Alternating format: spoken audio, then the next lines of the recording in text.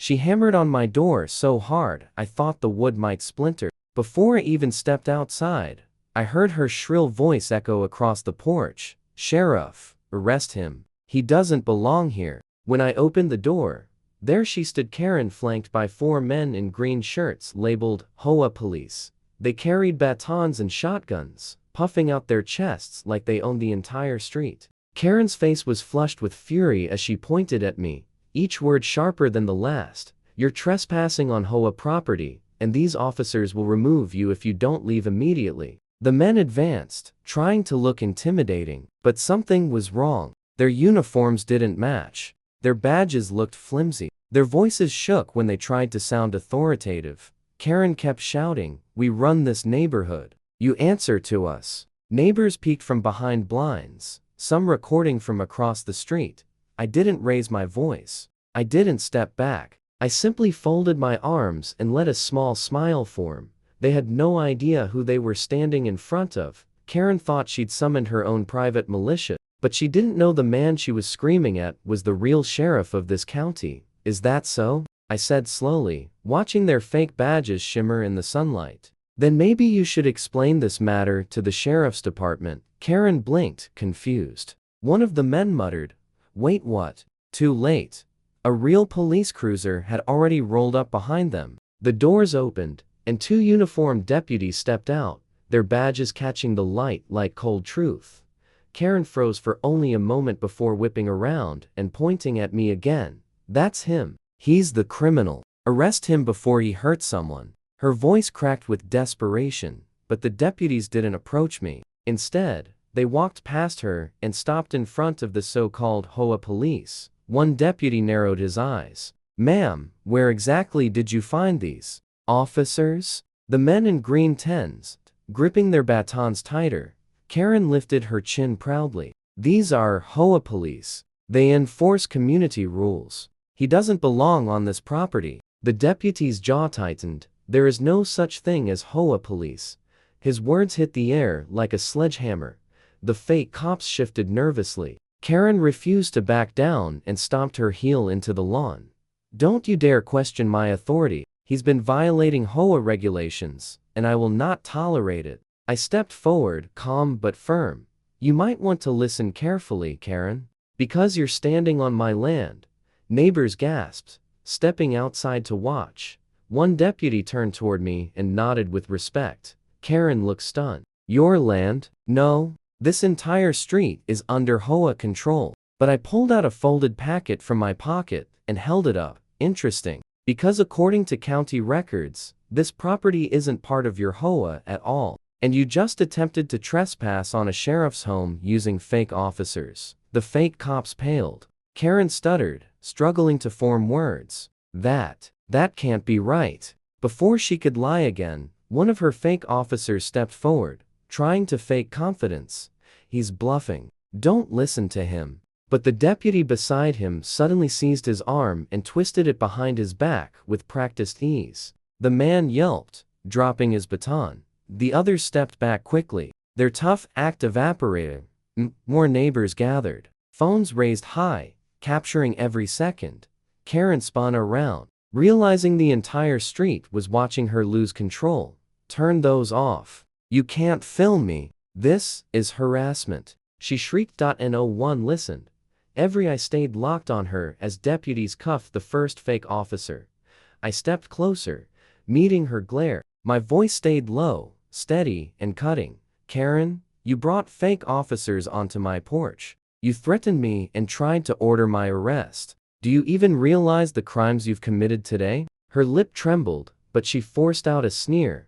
"I don't care who you are. I run this neighborhood. You'll regret crossing me." She whipped toward the last man still holding a shotgun. "Do it. Show him we mean business." But instead of obeying, the man let the shotgun fall to the ground and lifted both hands. "I'm done. I'm not going to jail for this crazy lady." His voice shook. A neighbor yelled from down the street, "Looks like the HOA just got busted." Laughter broke out, slicing what remained of Karen's power. Then came the twist. The quieter deputy stepped forward, staring directly at Karen. His tone dropped ice. "Ma'am, Impersonating law enforcement is a felony. You're under arrest." Her eyes widened. For the first time, she had no words. She stumbled as he reached for her wrists. "Wait, no. You can't arrest me. I'm the HOA president. I own this neighborhood." Her declaration echoed, but instead of respect, the street erupted with chuckles. I folded my arms, watching calmly as the metal cuffs clicked shut. "Karen, you don't even own this sidewalk," I said softly. "And you sure don't own me." But it wasn't over yet. One of the fake cops, the biggest one, panicked and bolted for his car. He dug frantically under the seat. The deputies tensed, hands near their holsters, but I raised a hand. "Hold up. Let's see what he thinks he's hiding." The man pulled out a thick folder and waved it desperately. "I've got proof. Signed authority from the HOA board. We're legit." Karen's face lit up with wild hope. "Yes, show them. Tell them I was right." The deputy snatched the folder, flipping through the contents. His expression darkened with each page. Finally, he looked sharply at Karen. "These signatures are forged. And this seal? It's from a print shop." Gasps filled the air. A neighbor shouted, "She forged her own HOA authority." Another yelled. We knew she was lying. Karen's knees buckled. "No, no, this isn't happening. You don't understand." But her protests were drowned out by the crowd's cheers. For the first time, the whole street wasn't afraid of her. They were united against her. I stepped closer, voice quiet, but clear enough for everyone to hear.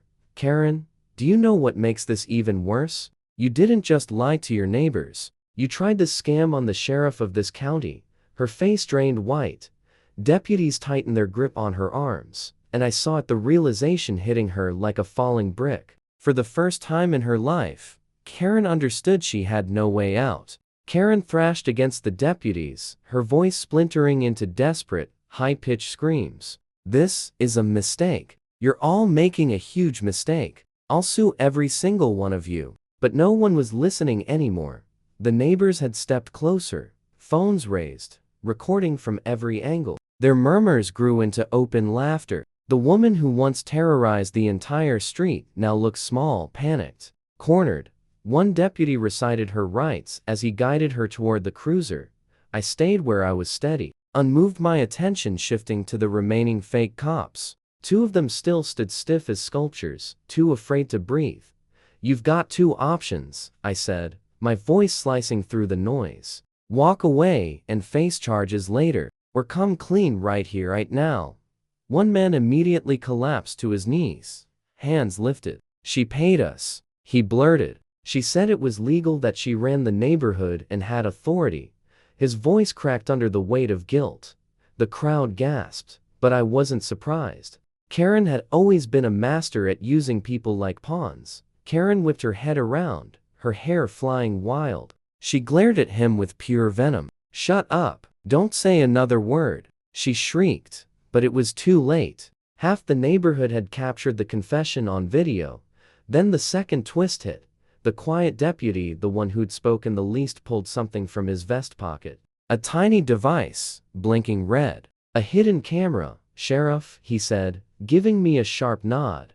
"We've been running surveillance on this HOA for months." She just handed us everything we needed. On video, Karen's knees buckled. Her voice shrank to a whisper. "Surveillance." I stepped closer, lowering my tone so only she could hear. "You thought you ran this neighborhood? Turns out you've been walking straight into our case the entire time." Her eyes widened with raw terror as the deputies pushed her inside the cruiser. The so-called HOA queen finally had no more commands to bark. The door slammed shut, and the street erupted into nervous laughter, stunned whispers. A release of months of tension. Neighbors who once avoided Karen now stood shoulder to shoulder, united in relief. But the deputies weren't finished. The one with the hidden camera pointed toward her car. "Check the trunk. A scam this big doesn't happen without more evidence." They opened it, and sure enough, there it was. Boxes upon boxes stuffed inside. Fake violation notices. Forged HOA letters with bogus county seals. Envelopes full of cash. One deputy held up a stack. "Looks like she's been fining her own neighbors and pocketing the money." Gasps exploded across the street. A man shouted, she took $2,000 from me over some fake fence violation. Another yelled, she said she'd tow my truck unless I paid her cash. Karen slammed her forehead against the cruiser window, screaming muffled protests. All lies. I was protecting property values. But she wasn't drowning out the neighbors anymore. They were finally loud enough to fight back. A woman stepped forward, her phone trembling in her hands. "Sheriff, I have texts from her threats. She said if I didn't pay, she'd call CPS on my kids." Her voice cracked. The deputy gently took her phone. "Thank you, ma'am. This is official evidence." Karen's eyes bulged against the glass. "No, that's not true. I never." She stopped mid-sentence, realizing all of it was being recorded. I stepped into the middle of the street, my voice rising above the chaos. "For months, she made you believe you had no choice. She bullied you into silence. But the truth is she never had any power at all." The crowd broke into cheers. For the first time, the neighborhood stood together, not in fear, but in unity. Karen, once untouchable, was now just another criminal locked in the back of a police car. But deep down, I knew the story wasn't finished, because someone like Karen doesn't pull off a scam this big alone. The crowd was still buzzing when the quiet deputy approached me again, lowering his voice. "Sheriff, the documents we found in her trunk, some of them are signed by a real board member." I stiffened. "Who?" He handed me a file from the box. My stomach tightened as soon as I read the name. Richard Bowen, the HOA treasurer. A man respected for years, the kind neighbors trusted with their finances. If his signature was on those documents, then this wasn't Karen's madness alone. This was organized. Before I could speak his name, a voice boomed across the street. "What's all this commotion?" Richard himself strolled out of his two-story home, calm as a man stepping onto a golf course. He held a glass of iced tea, barely glancing at the crowd.